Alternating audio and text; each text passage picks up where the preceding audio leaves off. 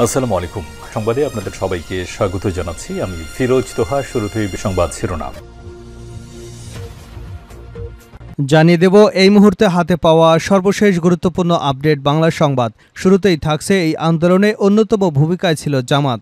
বৈষম্য বিরোধী ছাত্র আন্দোলনকে কেন্দ্র করে গণঅভ্যুত্থানের মাধ্যমে গত ৫ই আগস্ট আওয়ামী সরকারের পতন হয়েছে। এই আন্দোলনে বাংলাদেশ জামায়াতে ইসলামীর অন্যতম ভূমিকা ছিল বলে দাবি করেছে দলটির কেন্দ্রীয় নির্বাহী পরিষদ সদস্য ও ঢাকা মহানগরী উত্তরের আমির মোহাম্মদ সেলিম উদ্দিন। এবারে জানাবো টাইগার রবিকে মারধরের অভিযোগ নিয়ে ভারতীয় পুলিশের বক্তব্য। কানপুর টেস্ট চলাকালীন ঘটে এক অনাকাঙ্ক্ষিত ঘটনা। ভারতীয় দর্শকদের মারধরের শিকার হয়েছেন বলে অভিযোগ করেছেন বাংলাদেশের সমর্থক টাইগার রবি। শরীরের বিভিন্ন অংশ দেখিয়ে আঘাতের কথা পুলিশকে জানান তিনি। পরে তাকে হাসপাতালে নেওয়া হয়। তবে রবির উপর হামলার বিষয়টি অস্বীকার করেছে ভারতীয় পুলিশ। তারা বলেছে হামলার কথা সত্য নয়, তাকে কোনো মারধর করা হয়নি। এদিকে ভারতে পালানোর সময় আওয়ামী লীগ নেতা টাইগার টিপু গ্রেপ্তার। কুমিল্লার নিশ্চিন্তপুর সীমান্ত দিয়ে ভারতে পালানোর সময় টিপু সুলতান ওরফে টাইগার টিপু নামের এক আওয়ামী লীগ নেতাকে গ্রেপ্তার করেছে বর্ডার গার্ড বাংলাদেশ। এ সময় আরও এক ব্যক্তিকে আটক করা হয়। জানাবো মাহমুদুর রহমানের স্বদেশ প্রত্যাবর্তনে হেফাজতের অভিনন্দন বার্তা। আমার দেশ পত্রিকার সম্পাদক মাহমুদুর রহমানের স্বদেশ প্রত্যাবর্তনকে অভিনন্দন জানিয়েছেন হেফাজতে ইসলামের আমির আল্লামা মহিবুল্লাহ বাবুনগরী ও মহাসচিব আল্লামা শায়েখ সাজিদুর রহমান। এবারে থাকছে পিলখানা হত্যাকাণ্ড চাকরিচ্যুত বিডিআর সদস্যদের পুনর্বহালের দাবি। পিলখানায় সংগঠিত ২০০৯ সালের ২৫ ও ২৬শে ফেব্রুয়ারি বিডিআর বিদ্রোহ এবং হত্যাকাণ্ডে চাকরিচ্যুত নিরপরাধ বিডিআর সদস্যদের পুনর্বহালের দাবিতে সংবাদ সম্মেলন করেছে ৬৪ জেলার ক্ষতিগ্রস্ত বিডিআর ঐক্য ২০০৯। এ সময় বিডিআর হত্যাকাণ্ডের পূর্ব পরিকল্পনার সঙ্গে জড়িতদের সুষ্ঠু ও নিরপেক্ষ তদন্তের মাধ্যমে দৃষ্টান্তমূলক শাস্তি দাবি করা হয়। একই সঙ্গে বিস্ফোরক আইনের মামলায় যারা দীর্ঘ ১৫ বছর জেলখানায় আটক আছেন অতি দ্রুত পিপি নিয়োগ করে তাদের জামিনের ব্যবস্থা করবার দাবিও জানানো হয়। এবং সর্বশেষ জানাবো আন্তর্জাতিক সংবাদ। লেবাননের তাণ্ডবের তীব্রতা বাড়াচ্ছে ইসরায়েল। নেতানিয়াহু লক্ষ্য কি? পূর্ণ শক্তিতে লেবানন জুড়ে চলছে ইসরায়েলি তাণ্ডব। ইতিমধ্যে গত সোমবার থেকে ক্রমাগত হামলায় নিহতের সংখ্যা এখন পর্যন্ত ৭০০ ছাড়িয়েছে। এছাড়া আহতের সংখ্যা হু হু করে বাড়ছে। বাস্তুচ্যুত লাখো লাখো মানুষ। এতক্ষণ শিরোনাম শুনছিলেন, এবার বিস্তারিত। প্রিয় দর্শক, আপনি যদি এই চ্যানেলে নতুন হয়ে থাকেন, ভিডিওটি দেখতে দেখতে চ্যানেলটি সাবস্ক্রাইব করে আমাদের সঙ্গে থাকুন।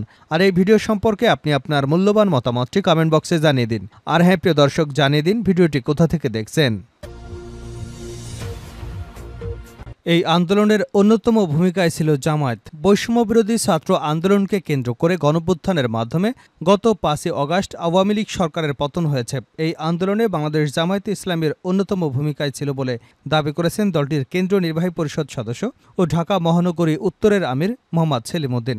শুক্রবার সকাল ১১টায় রাজধানীর রমনা ইঞ্জিনিয়ার্স ইনস্টিটিউটে বাংলাদেশ জামায়াতে ইসলামী ঢাকা মহানগরী উত্তর আয়োজিত ছাত্র জনতার আন্দোলনে সাবেকদের নিয়ে প্রীতি সমাবেশে সভাপতির বক্তব্যে এসব কথা বলেন তিনি।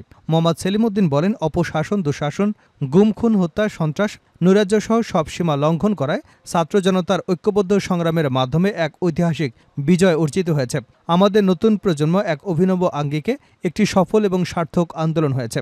তারা প্রচলিত হরতালের বিপরীতে বাংলা ব্লকেট, কমপ্লিট শাটডাউন, অসহযোগ আন্দোলন করে দেখিয়ে দিয়েছে এদেশের মানুষ সবসময় অপরাজয়, দুর্জয়। আর আমাদের সেই ডাকে সাড়া দিয়ে রাজপথে নেমে এসেছিল আবাল বৃদ্ধ বনিতা। এই আন্দোলনের অন্যতম ভূমিকা পালন করেছিল জামায়াতে ইসলামী। তিনি অর্জিত বিজয়কে অর্থবহ করতে দলমত নির্বিশেষে সবাইকে ঐক্যবদ্ধ থাকার আহ্বান জানান। টাইগার রবিকে মারধরের অভিযোগ নিয়ে ভারতীয় পুলিশের বক্তব্য।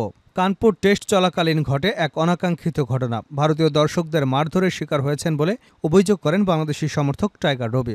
শরীরের বিভিন্ন অংশ দেখিয়ে আঘাতের কথা পুলিশকে জানিয়েছেন তিনি। পরে তাকে হাসপাতালে নেওয়া হয়েছে। তবে রবির উপর হামলার বিষয়টি অস্বীকার করেছে কানপুর পুলিশ। হামলার কথা সত্য নয় উল্লেখ করে কানপুর পুলিশের এএসপি অভিষেক পাণ্ডে বলেন, সে শরীরে পানি শূন্যতার কারণে অসুস্থ হয়ে পড়েছিল। পুলিশ এবং মেডিকেল সাপোর্ট টিম তাকে জরুরি ভিত্তিতে সহায়তা করে হাসপাতালে নিয়ে যায়। সে এখন আগের থেকে ভালো অনুভব করছে। তার আনিত অভিযোগ পুরোটাই অসত্য, কোনো ভক্ত তাকে আঘাত করেনি। জানা গেছে শুক্রবার টেস্টের প্রথম দিন মধ্যাহ্ন বিরতির সময় বৃষ্টি নামতে শুরু করলে গ্যালারির ভেতরে চলে যান টাইগার রবি। এ সময় স্থানীয় কিছু সমর্থকদের সঙ্গে কথা কাটাকাটিতে জড়িয়ে পড়েন বাংলাদেশের এই সমর্থক। এক পর্যায়ে হাতাহাতিতে জড়িয়ে পড়েন তারা। পরে পুলিশের সহযোগিতায় উদ্ধার করে হাসপাতালে পাঠানো হয় রবিকে। আহত অবস্থায় তিনি জানান পাঁজরের নিচের অংশে আঘাত পেয়েছেন তিনি। ভারতে পালানোর সময় আওয়ামী লীগ নেতা টাইগার টিপু গ্রেপ্তার। কুমিল্লা নিশ্চিন্তপুর সীমান্ত দিয়ে ভারতে পালানোর সময় টিপু সুলতান ওরফে টাইগার টিপু নামের এক আওয়ামী লীগ নেতাকে গ্রেপ্তার করেছে বর্ডার গার্ড বাংলাদেশ। এ সময় আরও এক ব্যক্তিকে আটক করা হয়। বৃহস্পতিবার কুমিল্লার আদর্শ সদর উপজেলার নিশ্চিন্তপুর সীমান্ত এলাকা থেকে তাদের গ্রেপ্তার করা হয়।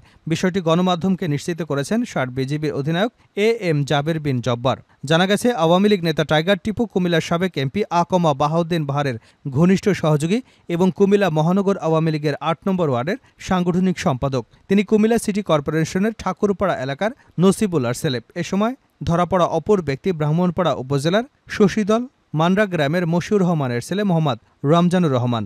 জানা গেছে বৈষম্য বিরোধী ছাত্র আন্দোলনের বিপক্ষে সরাসরি অংশগ্রহণ করে গোলাগুলি সহ বিভিন্ন হামলা এবং নির্যাতনে সরাসরি জড়িত থাকার অভিযোগ রয়েছে টাইগার টিপুর বিরুদ্ধে। আগে থেকেই তিনি ঠাকুরপাড়া সহ আশপাশের এলাকায় স্থানীয়দের অস্ত্রের ভয় দেখিয়ে আতঙ্কিত করে রাখতেন। কোতোয়ালি মডেল থানার সূত্রে জানা যায় তার নামে বিভিন্ন অপরাধে 2টি মামলা রয়েছে। বিজিবি সূত্রে জানা গেছে বৃহস্পতিবার সন্ধ্যায় দুজন ভারতে পালানোর উদ্দেশ্যে সীমানা অতিক্রম করার প্রস্তুতি নিচ্ছিল। এ সময় বিজিবির একটি দল সীমান্ত পিলার 2078 এম থেকে 140 গজ বাংলাদেশের অভ্যন্তরে নিশ্চিন্তপুর ফাঁকা সড়ক এলাকা থেকে মোটরসাইকেল সহ তাদের আটক করে। পরে তাদের বিরুদ্ধে আইনগত ব্যবস্থা গ্রহণের জন্য কুমিল্লা জেলা কোতোয়ালি মডেল থানায় পাঠানো হয়। মাহমুদুর রহমানের স্বদেশ প্রত্যাবর্তনে হেফাজতের অভিনন্দন বার্তা। আমার দেশ পত্রিকার সম্পাদক মাহমুদুর রহমানের স্বদেশ প্রত্যাবর্তনকে অভিনন্দন জানিয়েছে হেফাজতে ইসলাম বাংলাদেশের আমির আল্লামা মুজিবুল্লাহ বাবুনগরী ও মহাসচিব আল্লামা শায়েখ সাজিদুর রহমান শুক্রবার সংগঠনের পক্ষ থেকে সংবাদ মাধ্যমে এক বিবৃতি প্রদান করে এই অভিনন্দন প্রকাশ করেন। হেফাজতে ইসলামের বিবৃতিতে বলা হয়, স্বৈর ফ্যাসিস্ট শেখ হাসিনার শাসন আমলে সবচেয়ে নিপীড়িত মজলুম সম্পাদক মাহমুদুর রহমানের স্বদেশ প্রত্যাবর্তনে আমরা তাকে প্রাণঢালা অভিনন্দন জানাচ্ছি।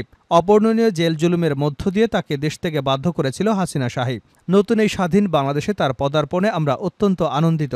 বিবৃতিতে তারা আরও বলেন, 2013 সালে হেফাজতে ইসলাম বাংলাদেশের আন্দোলন সংগ্রামকে জাতীয় পর্যায়ে তুলে ধরতে ঈমানদীপ্ত সম্পাদক মাহমুদুর রহমানের আমাদের পত্রিকা অগ্রণী ভূমিকা পালন করেছিল। এছাড়া দেশপ্রেমিক জনতার কাছে শাহবাগী ফ্যাসিজমের স্বরূপ উন্মোচনে তার পত্রিকা সাহসী সাংবাদিকতার অনন্য দৃষ্টান্ত উপস্থাপন করেছিল। দেশের ফ্যাসিবাদ বিরোধী সাংবাদিকতার প্রতিকৃত হিসেবে তার লড়াকু ভূমিকা যুগে যুগে আমাদের প্রেরণা যোগাবে বলে আমরা বিশ্বাস করি। মাহমুদুর রহমান সম্পাদিত আমার দেশ পত্রিকার আবেদন ও প্রয়োজন কখনো ফুরাবে না, এই আশাবাদ ব্যক্ত করে হেফাজতে ইসলাম বাংলাদেশ বলেন, ইসলাম বিদ্বেষী সেকুলার ফ্যাসিবাদের বিরুদ্ধে লড়াই পত্রিকাটির শূন্যতা আমরা এখনও অনুভব করি। দেশপ্রেমিক জনগণ পত্রিকাটি আবারও হাতে পাওয়ার অপেক্ষা রয়েছে।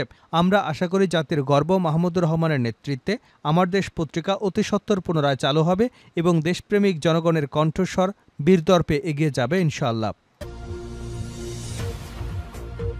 শেষ করছে আন্তর্জাতিক সংবাদ দিয়ে। লেবাননের তাণ্ডবের তীব্রতা বাড়াচ্ছে ইসরায়েল, নেতানিয়াহুর লক্ষ্য কি? পূর্ণ শক্তিতে লেবানন জুড়ে চলছে ইসরায়েলি তাণ্ডব। ইতিমধ্যে গত সোমবার থেকে ক্রমাগত হামলায় নিহতের সংখ্যা এখন পর্যন্ত 700 ছাড়িয়েছে। এছাড়া আহতের সংখ্যা হু হু করে বাড়ছে। বাস্তুচ্যুত লাখ লাখ মানুষ। ইসরায়েলের দাবি, সীমান্তে নিরাপত্তা ফিরিয়ে আনতে হিজবুল্লাহর উপর হামলার প্রয়োজন রয়েছে। তবে বিশ্লেষকরা এই হামলার নেপথ্য হিসেবে 3টি কারণের দিকে ইঙ্গিত করেছেন। 1 বছর আগে লেবাননের ইরান সমর্থিত হিজবুল্লাহ মিলিশিয়া উত্তর ইসরায়েলের সীমান্ত এলাকায় গোলাবর্ষণ শুরু করলে প্রায় 60,000 ইসরায়েলি নিজেদের বাড়িঘর ছেড়ে যেতে বাধ্য হয়েছিল। মার্কিন যুক্তরাষ্ট্র এবং জার্মানি সহ বেশ কয়েকটি দেশ হিজবুল্লাহকে সন্ত্রাসী সংগঠন হিসেবে তালিকাভুক্ত করেছে। ইউরোপীয় ইউনিয়ন হিজবুল্লাহ সশস্ত্র শাখাকে সন্ত্রাসী গোষ্ঠীর তালিকায় অন্তর্ভুক্ত করেছে। হিজবুল্লাহ দাবি, গাজায় হামাসের সমর্থনে তারা রকেট হামলা চালাচ্ছে। হামাসকেও জার্মানি, মার্কিন যুক্তরাষ্ট্র, ইইউ এবং অন্য অনেক দেশ সন্ত্রাসী সংগঠন হিসেবে তালিকাভুক্ত করেছে। গাজায় হামাস পরিচালিত স্বাস্থ্য মন্ত্রণালয় হামাসের বিরুদ্ধে ইসরায়েলের যুদ্ধে অন্তত 41,000 মানুষ নিহত হয়েছেন। লেবাননে ইসরায়েলের হামলায় মৃতের সংখ্যা বেড়েই চলেছে। ইসরায়েলের বিমান হামলায় যোগাযোগ ডিভাইসের বিস্ফোরণে লেবানন জুড়ে প্রায় 6 শতাধিক মানুষ মারা গেছেন, আহত হয়েছেন কয়েক হাজার। ইউরোপীয় ইউনিয়নের পররাষ্ট্র বিষয়ক প্রধান জোসেফ বোরেল পরিস্থিতিটিকে প্রায় পূর্ণাঙ্গ যুদ্ধ বলে আখ্যা দিয়েছেন। যুক্তরাজ্যভিত্তিক থিঙ্ক ট্যাঙ্ক চ্যাথাম হাউসের মধ্যপ্রাচ্য এবং দক্ষিণ আফ্রিকা প্রোগ্রামের পরিচালক সানাম ভকিলের মতে বর্তমান সামরিক অভিযান এবং সংঘাতের বিপজ্জনক মোড় প্রধানত ইসরায়েলের বিরুদ্ধে বাস্তুচ্যুত নাগরিকদের নিজের এলাকায় ফেরত চাওয়ার ন্যায্যতা এবং আবরণ হিসেবে ব্যবহার করা হয়েছে। তবে তার মতে লেবাননে ইসরায়েলের বর্তমান হামলার পেছনে আরও কারণ রয়েছে।